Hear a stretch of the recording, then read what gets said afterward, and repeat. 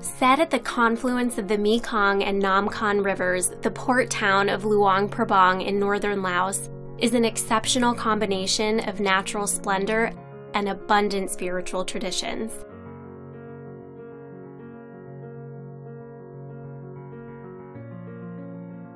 The town was designated a World Heritage Site in 1995 for its unique blend of traditional Lao and European colonial influences.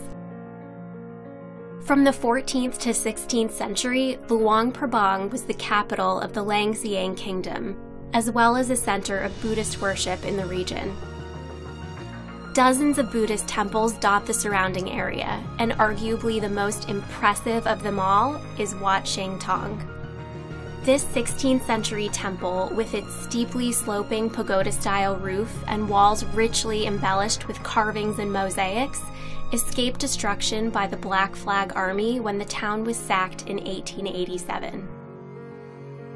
Rise before dawn to witness the tradition of Sai Bat, or morning alms, where devotees offer food to the procession of Buddhist monks as they make their way through the streets. The vibrant culture extends beyond religious traditions, from the colorful night market where vendors hawk handicrafts, to the early morning produce market, to traditional dance performances. Beyond the bustling streets lie verdant mountains, beckoning visitors to explore the surrounding area. Towering over the center of town, Mount Pusi offers a breathtaking 360-degree view of Luang Prabang as well as the Mekong River Valley. Another must-see destination is the Kuang Si Waterfall, a majestic triple-tiered cascade that spills into a series of pools, which are popular places for locals and tourists to swim. Travel upstream from Luang Prabang to the Pak U Caves, which represent a unique combination of the natural and the sacred. Set into a limestone cliff, the two caverns are populated by thousands of Buddha figurines, brought by pilgrims over hundreds of years. There's a reason Luang Prabang has drawn a growing stream of visitors in recent years. It appeals equally to all types of travelers.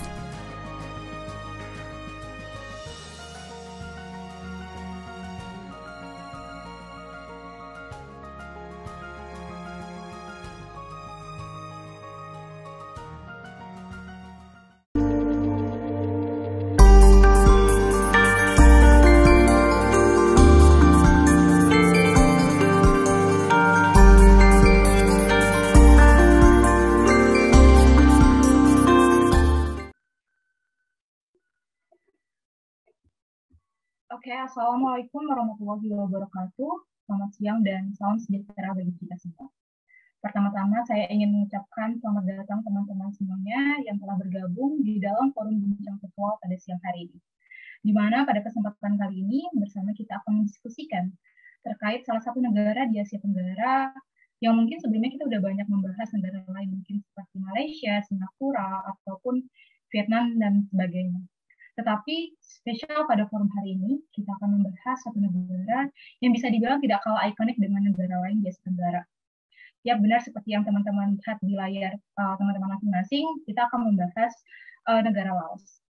Nah, jadi kalau teman-teman lihat ya dari cuplikan video sebelumnya, kita tahu bahwa negara Laos ini memang memiliki segelintir keunikan ya teman-teman. Dan tentu saja hal tersebut akan sangat menarik untuk kita diskusikan secara bersama-sama pada forum hari ini. Next. Baik, jadi sebelum masuk pada pemaparan materi, saya akan memperkenalkan terlebih dahulu anggota kelompok 4, yang nantinya mereka inilah yang akan mematik jalannya diskusi pada hari ini, dengan juga memberikan penjelasan mengenai bagaimana sih sebenarnya negara Laos itu. Nah, jadi kelompok 4 ini terdiri dari saya sendiri, Cita Kurniawati, yang mana hari ini saya berperan sebagai moderator dan juga pemateri. Kemudian ada juga Natasha Aurelia, yang mana juga berperan sebagai pemateri. Dan yang terakhir ada Muhammad Nizam Fadil, yang nantinya juga akan berperan sebagai pemateri. Next. Nah, jadi teman-teman untuk mengawali pembahasan gitu tentang Laos ini, tidak afdol rasanya kalau kita tuh belum mengenal negara Laos ini seperti apa. Jadi profil negara Laos ini atau Republik Demokratik Rakyat Laos merupakan salah satu negara komunis yang merdeka pada tanggal 2 Desember 1975. Seperti yang kita ketahui pula, negara Laos ini juga dikenal sebagai negara dengan sistem partai tunggalnya.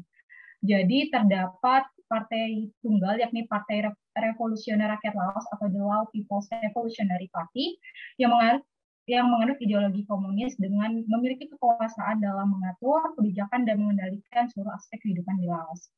Seperti yang kita lihat di layar ini ada beberapa informasi singkat tentang negara Laos, seperti salah satunya ibu kota Laos adalah Vientiane, lalu juga luas wilayah Laos 236.800 km persegi, lalu juga ada bahasa resmi Laos adalah bahasa Laos, mata uangnya adalah Kip Laos atau Lak, lalu juga ada lagu kebangsaan, Pengsat Lao atau Hymn of the Lao People, Hari Nasional 2 Desember 1975, seperti yang tadi sudah saya sebutkan di awal. Lalu ada Kepala Pemerintahan, Perdana Menteri Thongloun Sisoilit, dilantik sejak 20 April 2016. Lalu juga ada bentuk pemerintahannya negara komunis tentu saja. Lalu yang terakhir ada kepala negaranya Presiden Bumyang Parakit yang juga dilantik sejak 20 April 2016. Selain itu ada fakta menarik juga teman-teman tentang Laos ini sebagai pengantar. Jadi Laos ini adalah satu-satunya negara di Asia Tenggara yang tidak memiliki laut. Karena jika kita lihat perbatasan wilayahnya ya, Laos ini langsung bersinggungan dengan daerah teritorial darat negara lain. Nah, sehingga hal inilah yang menjadikan Laos ini kerap dijuluki sebagai the landlocked country, yang mana dia diartikan sebagai negara yang tidak memiliki laut. Nah, dengan kondisi tersebutlah Laos ini akhirnya memiliki banyak kerugian gitu dengan kondisinya ini, karena tidak bisa terlibat dalam perdagangan laut, juga penangkapan ikan dan kegiatan impor dan ekspor internasional secara maksimal. Sebagian besar juga wilayah Laos juga adalah pegunungan dan wilayah lainnya merupakan daratan tinggi. Next. Nah, ini adalah perawakan uang kertas negara Laos, dan juga ini adalah ibu kotanya Vientiane. Next. Nah, ini agama di Laos. Jadi agama di Laos itu mayoritas itu dipegang oleh Buddha sebanyak 64,7%. Lalu minoritasnya itu ada Kristen sebanyak 1,7%, tidak beragama 31,4%, dan agama lainnya 2,1%. Ini data menurut tahun 2015. Sedangkan untuk suku atau bangsa etnis di Laos itu mayoritas dipegang oleh etnis Laosian sebanyak 53,2%. Komu 11%, Hmong 9,2%, Potai 3,4%, Tai 3,1%, Makong 2,5%, Katong 2,2%, Lao 2%, Akar 1,8%, dan etnis lainnya sekitar 11,6%. Ini akan dilanjutkan juga lebih lanjut pada slide berikutnya. Next. Nah, selanjutnya kita akan membahas terkait hubungan Laos dengan juga selanjutnya kita juga akan membahas sejarah Laos dan juga bagaimana masa penjajahan Prancis di Laos. Nah, materi ini akan disampaikan oleh Muhammad Nizam Fadil. Kepada Muhammad Nizam Fadil, waktu dan layar saya persilakan. Ya, terima kasih Citra atas waktunya. Oke, sejarah terbentuknya Laos itu pada awalnya didominasi oleh kerajaan Nanzhao yang diteruskan pada tahun ke-1400 oleh kerajaan lokal yaitu Lansang yang berlanjut sampai tahun 1800 setelah Thailand menguasai kerajaan tersebut. Kemudian Perancis mulai menguasai wilayah tersebut pada tahun ke-1900 dan berhasil menggabungkannya ke dalam Indochina Perancis pada tahun 1893. Setelah era penjajahan Jepang selama Perang Dunia Kedua, negara ini melepaskan diri pada tahun 1949 dengan nama Kerajaan Laos di bawah pemerintahan Raja Sisavang Phong. Keguncangan politik di negara tersebut yaitu Vietnam akhirnya membuat Laos menghadapi Perang Indochina Kedua yang semakin besar yang dihasilkan menjadi faktor ketidakstabilan yang akhirnya memicu lahirnya perang saudara dan beberapa kali terjadi kudeta. Pada tahun 1975, kaum komunis Pathet Lao yang mendukung Uni Soviet dan komunis Vietnam menendang pemerintahan Raja Savang Patana, dukungan Amerika Serikat dan juga Perancis. Setelah mengambil alih negara ini, mereka mengganti namanya yang dihasilkan menjadi Republik Demokratik Rakyat Laos yang masih berdiri hingga saat ini. Laos memperketat hubungannya dengan Vietnam dan menerangkan larangan ekonominya pada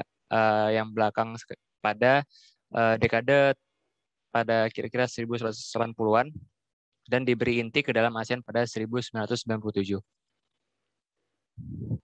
Berikutnya ada Kerajaan Lansang.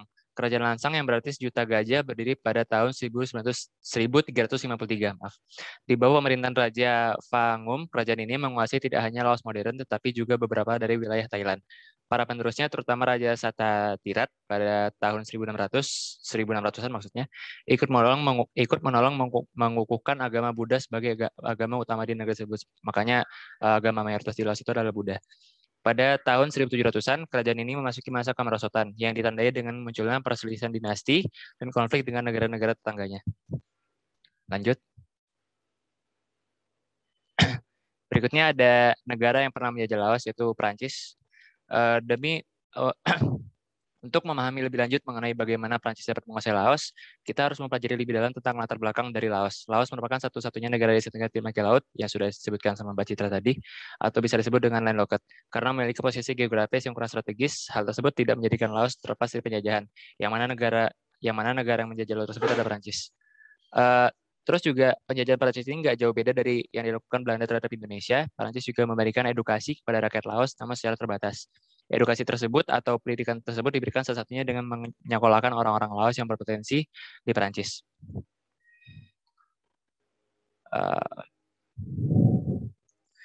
Selain sektor pendidikan, Prancis juga menerapkan kebijakan militer dan politik yang sangat mempengaruhi dinamika domestik Laos. Pada masa awal kolonialisme, Prancis membentuk sebuah unit konsolidasi Laos sebagai entitas administratif yang independen. Dari 3 kerajaan teritorial Laos yang ada, yakni Luang Prabang, ada Sieng Kuang, dan ada Champasak. Hanya kerajaan Lang Prabang yang diadministrasikan sebagai federasi protektorat atau disebut sebagai l'Indochine Française.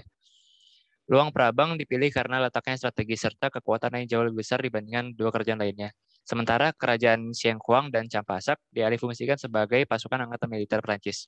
Sistem politik ini terus berlanjut hingga masa kemerdekaan, yakni pada tahun 1954, sehingga gak heran apabila banyak muncul gerakan-gerakan pemberontakan selama masa tersebut. Gerakan pemberontakan yang dilakukan oleh Laos ini terkenal dengan sebutan tradisi pertempuran dari Laos terhadap kolonial Prancis. Sebagai salah satu federasi protektorat Prancis di kawasan Indochina, Laos sendiri sempat tergabung dalam entitas politik Prancis yang bernama Asosiasi Uni Prancis. Dampak lain yang didapatkan mencakup bentuk pemerintahan yang dijalankan oleh Laos pada saat itu. Laos menganut banyak pemerintahan Prancis era lama, atau yang dikenal sebagai monarki institusional. Implementasi kebijakan-kebijakan yang lalu juga menjadi lebih condong bersifat semi otonom. Bentuk pemerintahan ini tidak berjalan lama karena mendapat tantangan keras baik dari pihak kelompok komunis maupun royalis. Akhirnya, pertentangan ini berujung pada pecahnya Perang Pathet Lao pada tahun 1973. Perancis layaknya sebagai seperti negara penjajah lainnya juga mendiktasi faktor produksi dan ekonomi Laos. Selama menjadi bagian dari Indochina, Perancis, Laos dituntut pula untuk membudidayakan opium yang merupakan next slide. Belum, sorry, ternyata belum. Balik lagi. Laos juga dituntut untuk membudidayakan opium yang merupakan sumber pendapatan utama pemerintah kolonial. Sebagai dampaknya, Laos mengalami sedikit perubahan dalam struktur ekonomi, politik, serta sosial karena adanya perpecahan di wilayah pegunungan dan pemberontakan dari pedagang Tiongkok dan orang-orang Hmong yang awal mulanya merupakan mitra dagang Laos. Namun terlepas dari situasi tersebut, Laos masih dikategorikan sebagai tempat yang damai dan tentram, sehingga orang-orang Perancis menjuluki Laos sebagai Shangri-La. Dari segi kultural, masyarakat kolonial Prancis pun tergolong rasis dan seksis, tapi tidak separah perlakuan kolonial Belanda terhadap bangsa Indonesia. Kendati demikian, orang-orang Prancis pada zaman tersebut tetap berpandangan bahwa mereka superior kelasnya atau di atas dari kelas-kelas pribumi orang Laos. Makanya kalau ada orang Prancis nikah dengan orang Laos, maka dianggap tidak pantas karena kelasnya berbeda. Next slide. Sayangnya, ekspektasi Prancis untuk memperoleh kekayaan dengan menjajah Laos tidak terrealisasikan. Secara ringkas, situasi ekonomi Laos pada 1932 tergolong buruk meski kondisi politik Laos cukup stabil. Memasuki 40 tahun masa kependudukannya, Prancis tidak berhasil membangun industri yang maju di wilayah Laos, kecuali 2 tambang di dekat wilayah Takek yang mempekerjakan 3.000 orang lokal Vietnam. Penghasilan yang diperoleh pemerintah kolonial Prancis hanya berasal dari daerah perkebunan seluas 300 hektar yang ditanam kopi dan tembakau. Maka dari itu, sejumlah orang menyebutkan bahwa Laos sebagai koloni tidak memiliki kualitas yang tinggi di mata bangsa Prancis. Akan tetapi, bagi Laos sendiri, okupasi Prancis di wilayahnya telah mendorong berbagai perubahan. Tidak dapat dipungkiri bahwa bangsa Prancislah yang memperkenalkan ide-ide mengenai negara-negara modern pada masyarakat Laos yang pada akhirnya berkembang dan meluas di kalangan penduduk. Selanjutnya, konsep nasionalisme pun mulai bertumbuh subur di Laos, didukung dengan sentimen anti-Vietnam yang terjadi pada lini masa 1930 hingga 1943 akibat tingginya tingkat migrasi Vietnam ke Laos di era ketidakstabilan sosial politik Vietnam. Itu aja. Terima kasih. Saya kembalikan. Baik, itu dia penjelasan mengenai sejarah dan masa penjajahan Prancis di Laos. Nah, selanjutnya kita akan membahas terkait hubungan Laos dengan negara-negara lain, kemudian juga akan menyinggung pula kondisi demografi, taraf kehidupan masyarakat Laos, dan sistem pendidikan serta sistem pemerintahan. Nah, materi ini akan disampaikan oleh Natasha Aurelia. Kepada Natasha, waktu dan layar saya persilakan. Ya, terima kasih atas kesempatan yang diberikan. Jadi di sini saya akan menjelaskan mengenai hubungan bilateral dan juga regional dari Laos. Seperti yang tadi sudah dijelaskan di awal gitu, bahwa Laos ini merupakan negara penyandang landlocked ya, atau negara yang tidak memiliki wilayah laut gitu. Nah, jadi hal ini tuh berdampak bagi Laos, di mana Laos ini sangat kesulitan untuk menjalankan kerjasama dengan negara-negara lain, gitu, sehingga perekonomiannya juga cukup sulit. Dalam hal ini, gitu ya, pemerintah dari Laos sendiri memiliki peran penting untuk mengeluarkan kebijakan-kebijakan yang nantinya akan digunakan dalam kerjasama dengan negara-negara lain untuk menggunakan sumber daya alam ataupun sumber daya manusia yang mereka miliki. Selanjutnya ada beberapa contoh kerjasama Laos dengan negara-negara yang ada di kawasan ASEAN. Yang pertama itu ada Indonesia dan juga Laos, di mana hubungan diplomatik kedua negara ini sudah terjalin sejak tanggal 30 Agustus tahun 1957. Untuk di bidang ekonomi sendiri, Laos itu mengimpor barang-barang dari Indonesia seperti kendaraan dan suku cadang, barang moda, alat-alat mesin, obat-obatan, dan elektronik. Kemudian Laos juga mengekspor produknya ke Indonesia seperti produk pertanian, herbal medicine, dan kerajinan. Untuk di bidang sosial budaya, kedua negara ini sepakat dalam MOU yang ditandatangani oleh wakil dari Indonesia, yaitu Bapak Presiden Joko Widodo, dan wakil dari Laosnya itu adalah Perdana Menteri Thongloun Sisoulith. Dan MOU ini ditandatangani di Istana Kepresiden RI di Bogor pada tanggal 12 Oktober 2017 yang berisi mengenai peningkatan kapasitas SDM Laos melalui beasiswa kepada warga negara Laos yang mengikuti pendidikan di Indonesia. Selain itu juga jika ada warga negara Laos yang ingin belajar bahasa Indonesia, itu terdapat les bahasa Indonesia di kantor Kedutaan Besar Indonesia di Laos. Untuk sebagai bentuk diplomasi ekonomi dari Indonesia dan juga Laos, kedua negara ini ikut berpartisipasi dalam kegiatan pada tahun 2016. Yang pertama itu ada Wonderful Indonesia in Laos, The Hat Luang Exhibition pada tanggal 8 sampai 14 November 2016, dan berpartisipasi juga dalam ASEAN Culinary and Music Festival pada tanggal 13 sampai 14 November tahun 2016. Selanjutnya ada kerjasama Malaysia dan juga Laos, di mana kedua negara ini bekerja sama di bidang transportasi dan perhubungan. Malaysia dan Laos menandatangani naskah MOU tentang pelaksanaan survei, perancangan proyek pembangunan jalan kereta api ekspres Savanaket ke Labuan Bajo, Vietnam, sepanjang 220 km. Proyek pembangunan jalur kereta api ini diselenggarakan sehubung diselenggarakannya KTT ASEAN yang ke-9 oleh Laos pada tahun 2012. Selain itu ada juga proyek antara Laos dan juga Malaysia untuk mendorong perkembangan ekonomi Laos, di mana Malaysia dan Laos memiliki proyek untuk mendekatkan Laos dengan pelabuhan-pelabuhan Vietnam yang ada, maksudnya pelabuhan Vietnam ke Laos gitu, untuk melakukan kerjasama untuk mendorong perkembangan ekonomi.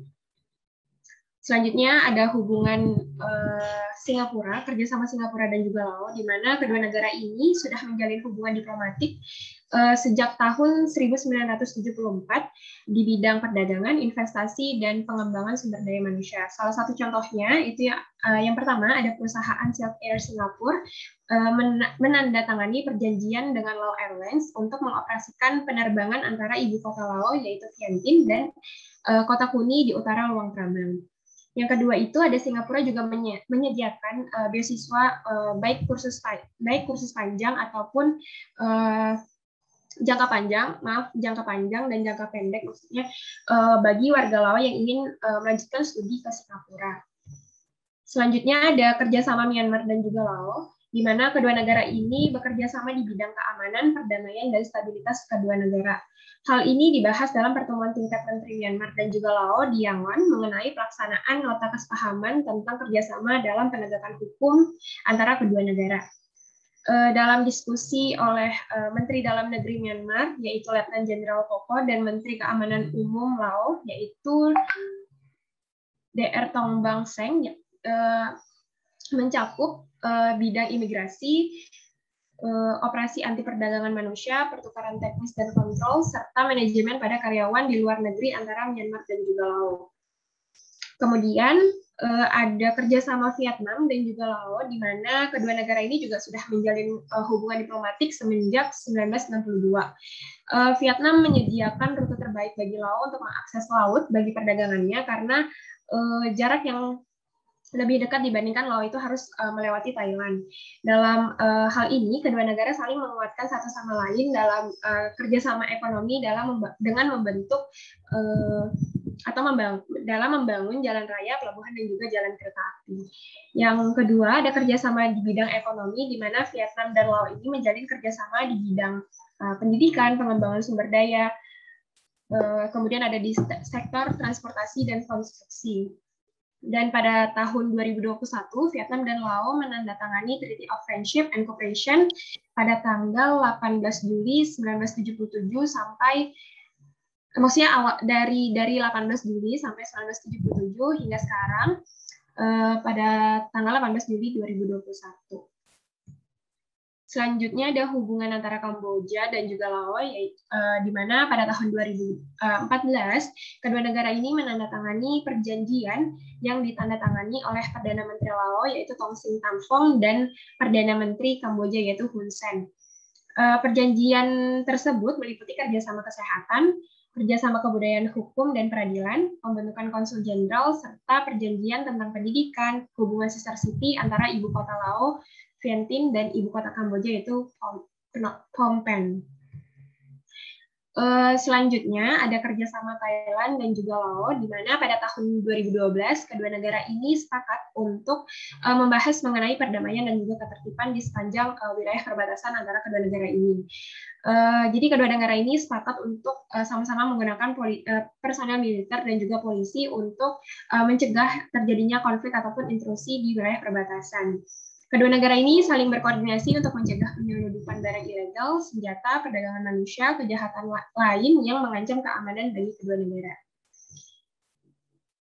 Selain hubungan bilateral dengan negara-negara yang ada di kawasan Asia Tenggara, Laos ini juga bergabung kepada PBB pada tanggal 14 Desember 1955 dan juga bergabung dengan organisasi-organisasi di bawah naungan PBB seperti FAO, WTO, dan WHO. Untuk ASEAN sendiri, Laos itu bergabung sejak tanggal 23 Juli 1997. Selanjutnya saya akan menjelaskan mengenai demografi dan taraf kehidupan masyarakat. Seperti yang bisa teman-teman lihat di layar, bahwa populasi penduduk dari Laos pada tahun 2020 ini sebanyak 7.027,6 juta. Hal ini meningkat ya, grafiknya semakin meningkat dari 1960 ke 2020 itu semakin meningkat populasi atau ya jumlah penduduk di Laos. Kemudian untuk angka kelahiran per tahun 2019 itu jumlahnya ada 2.630 kelahiran per perempuan.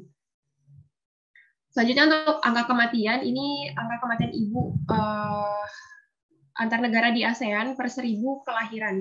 Untuk di tahun 2010, Laos itu angka kematiannya ada 292 dan semakin menurun sampai di 2017 sekitar 185 kematian ibu per 1000 kelahiran.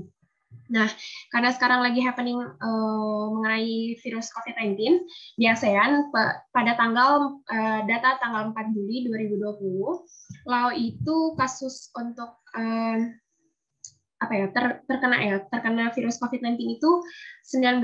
Nah, hal ini tuh menunjukkan bahwa untuk penyebaran COVID-19 di Laos ini sangat sedikit dibandingkan dengan negara-negara yang ada di ASEAN. Kemudian untuk kasus meninggalnya juga 0.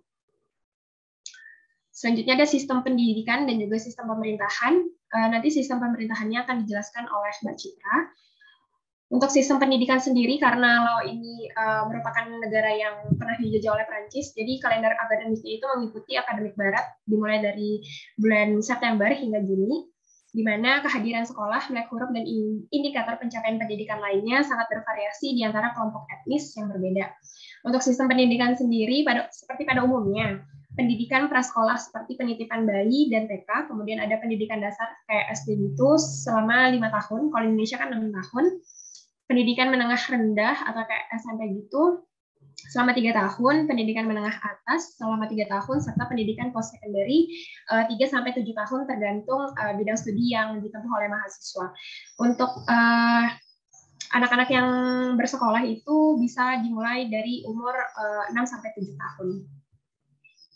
Untuk sistem pendidikan di Laos ini bisa dibilang sangat terhambat perkembangannya karena kekurangan fasilitas dan tidak efektif dari alokasi sumber daya yang terbatas.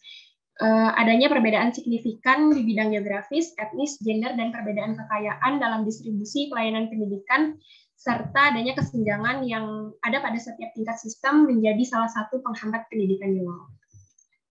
Mungkin itu saja dari saya kembalikan ke Mbak Citra. Terima kasih. Terima kasih Natasha. Baik, selanjutnya saya akan menjelaskan mengenai sistem pemerintahan di Laos. Jadi sistem pemerintahan Laos ini adalah kabinet parlementer dengan Perdana Menteri sebagai kepala pemerintahan dan kepala negaranya dipimpin oleh presiden. Dan untuk presiden dan wakil presiden tersendiri itu dipilih oleh National Assembly atau NA yang mana memiliki masa bakti 5 tahun. Sementara itu, Perdana Menteri dan anggota kabinetnya ini ditunjuk oleh Presiden atas persetujuan National Assembly yang merupakan majelis tipe unikameral. Nah, National Assembly ini per tanggal 20 Maret 2016 silam diketahui memiliki 149 anggota dengan periode tahun 2016 hingga 2020. Untuk pemerintahan yang sekarang, seperti yang tadi udah saya singgung di awal, Laos ini dipimpin oleh Presiden Bonghan Ropachit yang sebagai kepala negaranya dan Perdana Menteri Thongloun Sisoulith sebagai kepala pemerintahannya, di mana keduanya ini disahkan pada sidang ke-8 National Assembly dan resmi telah mulai melaksanakan tugasnya pada tahun 2016 silam. Kemudian untuk bentuk negara Laos tersendiri berdasarkan konstitusinya itu adalah kesatuan, yang mana ini menjadikan negara Laos terbagi ke dalam 16 provinsi dengan juga adanya sebuah zona khusus yang diperintah secara militer. Nah, itu dia gambaran umum mengenai sistem pemerintahan Laos. Selanjutnya saya akan menjelaskan mengenai suku etnik yang ada di Laos. Next. Jadi sebelum kita masuk ke dalam pembahasan tentang suku atau etnis di Laos, penting bagi kita untuk mengetahui terlebih dahulu jumlah populasi negara Laos. Tadi juga udah disinggung oleh Natasha. Jadi jumlah penduduk Laos per tahun 2020 kemarin itu hanya sekitar 7,2 juta jiwa per tahun. Nah, tentu angka ini sangat sedikit ya teman-teman, apalagi jika kita bandingkan dengan negara kita Indonesia, yang mana memiliki 273 juta jiwa per tahun 2020 kemarin. Sungguh berkali-kali lipat perbedaannya di antara kedua negara ini. Nah, dengan kondisi inilah akhirnya membuat negara Laos itu menjadi salah satu negara yang dikenal dengan jumlah penduduknya yang paling sedikit di Asia Tenggara. Bahkan bisa dikatakan jumlah penduduk negara Laos ini kurang dari separuh penduduk di negara Kamboja. Namun walaupun negara Laos ini memiliki penduduk yang tidak terlalu banyak, tetapi keberagaman suku dan etniknya itu bisa dikatakan cukup berlimpah dan bervariasi. Seperti yang tadi udah saya singgung juga di awal mengenai persentasenya, di mana suku atau etnis di Laos itu sangat didominasi oleh Laosian. Nah, teman-teman, selanjutnya kita akan meninjau lebih lanjut suku atau etnis di Laos melalui dinamikanya. Jadi Laos itu memiliki tingkat etnisitas yang cukup tinggi, di mana populasinya ini terdiri lebih dari 40 kelompok etnis, yang mana etnis-etnis ini itu diklasifikasikan ke dalam 3 famili umum, yaitu ada Laosem, ada Lauteng, sama Laulem. Untuk hubungan antar kelompok-kelompoknya, ini biasanya dikarakteristikkan dengan komposisi sumber daya alam yang dimiliki oleh mereka, dan juga seringkali dibedakan melalui beberapa hal, contohnya saja seperti di mana tempat tinggalnya, bagaimana praktik agrikulturnya, dan bentuk pemerintahannya, atau kepercayaan yang dianut, seperti itu kurang lebih. Dan untuk Laulem sendiri, itu adalah kelompok mayoritas yang dikenal dengan keberadaan 66%. Yang mana ini meliputi beberapa etnis yang mulai berpindah dari utara menuju semenanjung Asia Tenggara sekitar 1000 tahun yang lalu. Kemudian kelompok ini juga lebih dikenal sebagai famili yang tinggal di lembah atau lowlands-nya Laos, di mana di sisi lain dikenal juga dengan produksi padinya sebagai penghasil agrikultur. Selanjutnya, yang kedua itu ada Lauteng. Jadi Lauteng ini adalah ras Austroasiatik yang kemudian diindikasi sebagai penduduk asli Laos, yang dulunya telah bermigrasi ke utara. Nah, budaya dan linguistik yang ada di Lauteng ini dikenal lebih banyak dibandingkan dengan etnis lainnya. Hal ini dikarenakan adanya subgrup yang cukup banyak, contohnya saja seperti Tamu, Lambek di utara, Katang dan Makong di bagian selatan, serta Woven dan Lawe di bagian agak selatan. Nah, sedangkan untuk yang ketiga, famili Laoseng, famili ini tuh memiliki populasi yang paling sedikit jika dibandingkan dengan 2 famili sebelumnya, yakni hanya sebanyak 10% populasi. Yang contohnya seperti ada subgrup Hmong yang mendominasi, dan Miao Yao atau Tibeto-Burnese. Selain itu ada juga Mi atau Yo, Aka, Lahu, dan kelompok lainnya yang merupakan subgrup yang ada di dalam Laoseng dengan memiliki populasi yang kecil di bagian utara. Nah, itu sedikit gambaran tentang suku atau etnis di Laos. Selanjutnya saya akan menjelaskan tentang soal pandemi COVID-19 di Laos. Next. Tidak bisa dipungkiri lagi ya teman-teman bahwa pandemi COVID-19 ini kan kerap menjadi isu terhangat yang dialami oleh negara-negara di dunia, termasuk salah satunya juga di Laos. Namun meski tak mendominasi kasus positif varian di Asia Tenggara, yang seperti sudah dijelaskan oleh Natasha, Laos ini tetap menjadi sebuah negara yang mengalami lonjakan infeksi COVID-19 secara nasional. Sehingga melihat kondisi ini, bahkan negara Laos itu yang notabene dulunya itu memiliki penduduk yang sedikit, tetap maksudnya notabene memiliki penduduk yang sedikit, itu tetap melakukan lockdown gitu di ibu kota negaranya si Vientiane ini. Dan saat itu pemerintah Laos juga melarang perjalanan antara provinsi yang memiliki lonjakan COVID-19 yang tinggi. Nah, adapun lonjakan kasus COVID-19 ini yang dialami oleh Laos ini mulai dirasakan oleh negara Laos itu saat pertengahan April, yang mana negara Laos pun melaporkan terdapat sekiranya 467 kasus baru, dan ini menjadi kali pertama Laos mengalami lonjakan kasus yang tinggi. Padahal sebelumnya, sebelum pandemi 2020 hingga selama pandemi 2020 hingga Maret 2021, Laos itu sempat menekan kasus hariannya hingga kurang dari 60 kasus infeksi per harinya. Dan hingga per tanggal 13 Oktober kemarin, menurut grafik di layar ini, Laos itu juga mencatat adanya peningkatan kasus COVID-19 hingga mencapai 566 kasus baru dengan total 26.964 kasus dengan 56 kematian. Next. Kemudian menurut Kementerian Kesehatan setempat, Laos itu diketahui telah juga memberikan 5,06 juta dosis vaksin kepada masyarakatnya. Sebagian vaksin ini merupakan vaksin Sinopharm yang disumbangkan dari negara tetangga yakni Cina, dan vaksin Pfizer BioNTech yang diperoleh melalui program COVAX IMCEG. Sebagai tambahan informasi, COVAX IMCEG ini adalah program bersama untuk mendukung akses penanggulangan COVID-19 dengan melalui kolaborasi percepatan penelitian, produksi, dan akses yang setara atas vaksin COVID-19, khususnya pada negara-negara dengan berpenghasilan rendah dan menengah seperti Laos ini. Nah, next. Nah, itu dia pemaparan materi dari kelompok kami. Selanjutnya kami akan masuk dalam sesi diskusi atau sesi tanya jawab. Tetapi sebelum saya masuk kepada sesi tersebut, saya akan menjelaskan terlebih dahulu rules-nya. Jadi sesi diskusi ini akan dibagi di dalam 2 sesi dengan masing-masing 3 pertanyaan di setiap sesinya. Kemudian untuk mengajukan pertanyaan, penanya bisa mengajukan pertanyaan dengan melalui open mic dengan cara raise hand, atau jika ada kendala dengan mic-nya, penanya juga bisa bertanya melalui kolom chat yang nantinya akan saya bacakan. Dalam setiap pertanyaan, penanya akan mendapatkan poin 2, dan bagi menjawab pertanyaan tersebut, baik dari anggota kelompok ataupun anggota kelompok lain, akan diberikan poin sesuai dengan yang diberikan oleh penanya dengan memberikan poin maksimal 5. Itu saja aturannya. Kalau teman-teman ada yang ingin bertanya, saya persilakan.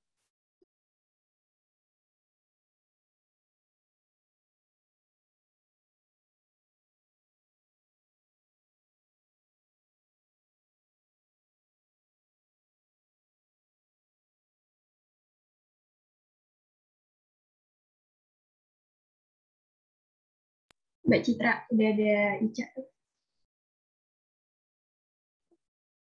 Mungkin sambil menunggu yang lainnya bertanya, Alfica dipersilakan untuk menyampaikan pertanyaan. Iya, tadi kan, lupa, perkenalan dulu. Saya Alfica Trisniuniasti dari kelompok 1, negara Myanmar. Mau nanya, tadi kan dijelaskan kalau misalkan Laos ini tuh sama seperti negara berkembang lainnya yang memiliki masalah keterbelakangan dalam hal pendidikan. Nah, apakah Laos ini dalam upaya untuk membangun pendidikannya, mereka ini melakukan kerjasama dengan negara-negara lain gitu? Itu aja, terima kasih. Terima kasih, Alfica. Selanjutnya, Amin Rais.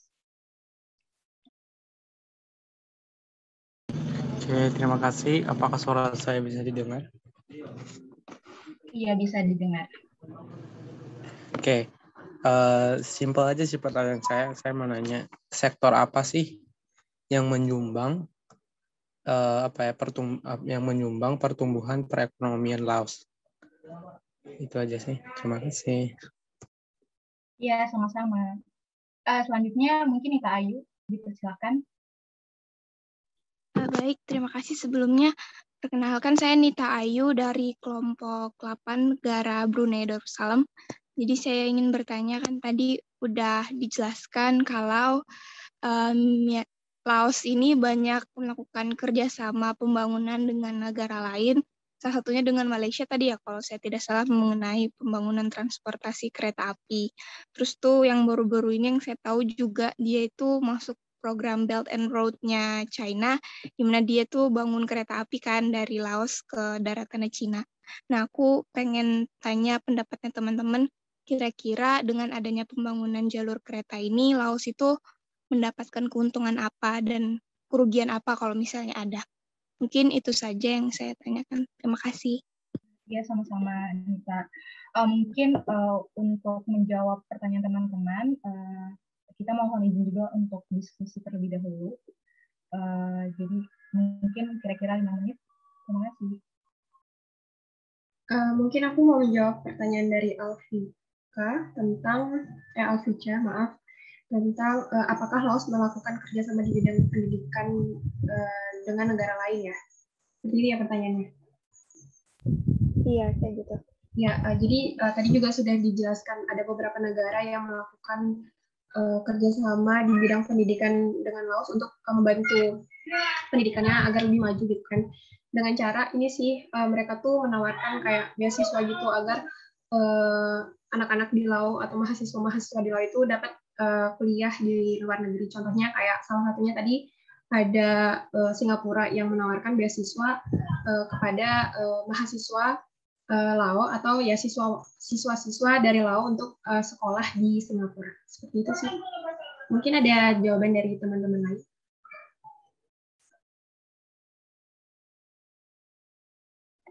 Bagaimana? Ada yang ingin menambahkan? Atau dari kelompok lain kalau bisa ada yang ingin ditambahkan juga boleh.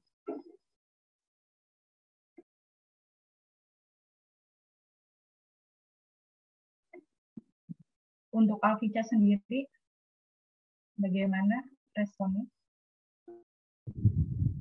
Sudah terjawab, terima kasih. Terima kasih kembali untuk poinnya. Poinnya dimaksimalin aja Mbak Moderator. Terima kasih. Nah, terima kasih kembali Alfica. Selanjutnya untuk pertanyaan yang kedua, pertanyaan dari Amin Rais. Jadi sektor apa sih yang paling menyumbang perekonomian di Laos? Kalau teman-teman ada yang ingin menjawab, saya persilakan. Mungkin saya ingin menjawab ya pertanyaannya dari Amin Rais. Jadi kalau menurut saya pribadi, salah satu sektor yang paling menunjang perekonomian di Laos itu adalah sektor pertanian dan perkebunan. Jadi kalau kita tahu sendiri kan tadi udah dijelaskan kalau sebenarnya Laos itu adalah satu-satunya negara di Asia Tenggara itu nggak memiliki laut. Jadi untuk sektor perikanan itu pasti tidak mungkin gitu kan, sulit. Jadi memang paling paling di-push itu adalah sektor pertanian dan perkebunan. Dan kalau teman-teman lihat juga tadi di video di awal itu memperlihatkan sekali ya bahwa sebenarnya Laos itu tuh salah satu negara yang alamnya itu sangat kaya gitu dan dan bervariasi gitu kan keanekaragamannya. Terus juga selain itu ada juga Laos itu memanfaatkan Sungai Mekong. Jadi kalau kita tahu Laos ini kan bersinggungan dengan Sungai Mekong. Nah, itu dimanfaatkan oleh Laos untuk kemudian menjadi sumber pembangkit tenaga listrik yang kemudian ini dijual. Salah satunya itu kalau saya tidak salah itu ke Vietnam dan Thailand. Dan ini tuh juga menjadi salah satu sumbangsi gitu ya perekonomian bagi Laos seperti itu. Kalau ada teman-teman yang ingin menambahkan, saya persilakan.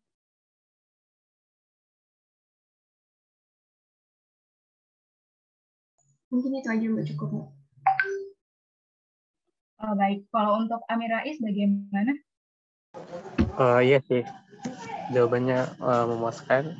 Ya mungkin karena saya juga merasa bahwa sektor pertanian dan perkebunan itu ya sama kayak di kita di negara berkembang gitu. Terima kasih atas jawabannya. Poinnya dimaksimalkan aja.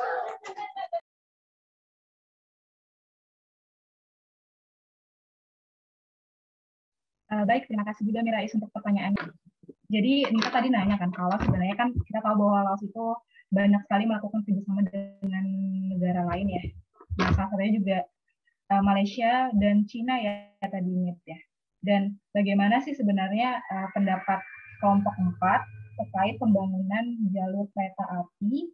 Apakah ini menimbulkan dampak positif? Apakah ini membawa keuntungan bagi Laos atau malah membawa kerugian tadi Nit? Seperti itu ya?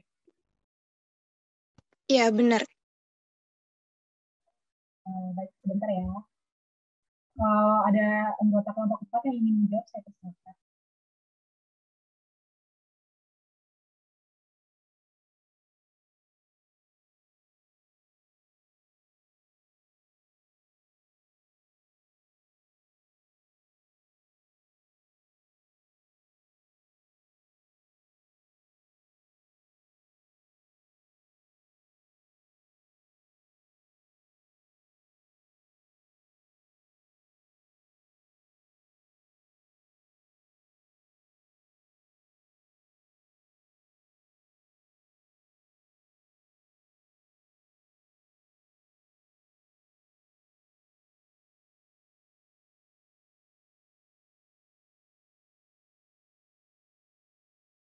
Mungkin aku mau menjawab ya dari pertanyaan Nita tadi. Dari yang aku baca sih pembangunan proyek yang katanya senilai 5,9 miliar dolar Amerika ini kan udah dimulai pada tahun 2016. Nah, ini juga mengalami keraguan gitu. Karena ini investasi ini akan membawa utang bagi Laos gitu, di mana di tengah keraguan bahwa investasi besar yang mencakup sekitar sepertiga dari ekonomi Laos ini akan mendorong negara itu ke dalam perangkap utang karena 60% dari dana tersebut atau sekitar 3,5 miliar US dollar adalah pinjaman dari ekspor impor Bank of Bank of China sebagai pemodal proyek sehingga menambah utang negara kecil itu sebanyak lebih dari 1 miliar US dollar. Untuk keuntungannya tuh berarti kalau jika ada jalur kereta ini dari Laos ke Cina, berarti hubungan Cina maksudnya hubungan kerjasama Laos ini bakal meluas lagi gitu, bukan hanya di kawasan Asia Tenggara saja, bahkan bisa ke Asia Timur. Mungkin seperti itu. Makasih. Terima kasih Natasha. Mungkin saya juga ingin menambahkan sedikit mengenai keuntungan yang sebenarnya didapatkan gitu ya. Jadi dengan adanya pembangunan kereta api Tiongkok Laos ini kan akan memberikan dampak positif gitu terhadap proses integrasi dan juga interkonektivitas antara negara Laos juga dengan negara-negara di ASEAN. Menjadi arteri juga sebagai transportasi utama yang mana ini berjalan melalui bagian utara dan selatan Laos gitu. Dan juga ini merupakan salah satu mesin baru ya mungkin bagi Laos untuk bagaimana Laos ini bisa melakukan modernisasi di negaranya.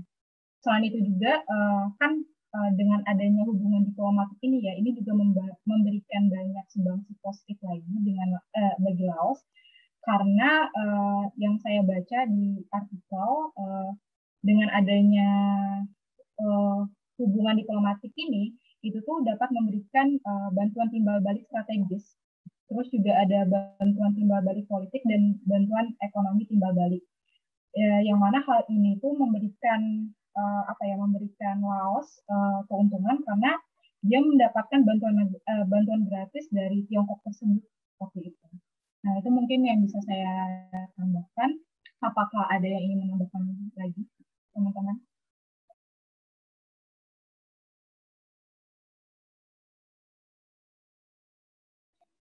Mungkin kalau tidak ada, bagaimana nih Kak? Apakah jawabannya menjawab pertanyaan?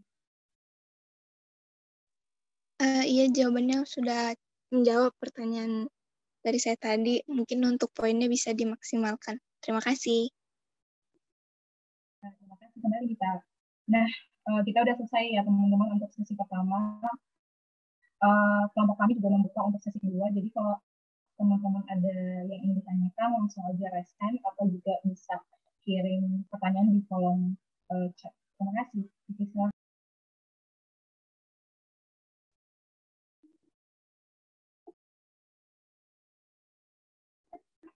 Ini sepertinya tidak ada lagi ya yang ingin bertanya. Kalau tidak ada, maka kami akan mengakhiri forum bincang virtual pada siang hari ini.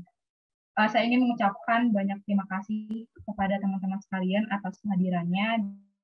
Saya juga ingin berterima kasih juga kepada teman-teman yang sudah bertanya maupun aktif pada diskusi pada hari ini. Kemudian tidak lupa juga saya mewakili kelompok 4 juga meminta maaf jika dalam penyampaian banyak kekurangan dan kesalahan dalam bertutur kata. Nah, mungkin itu saja yang bisa saya sampaikan. Atas perhatiannya, saya ucapkan wassalamualaikum warahmatullahi wabarakatuh.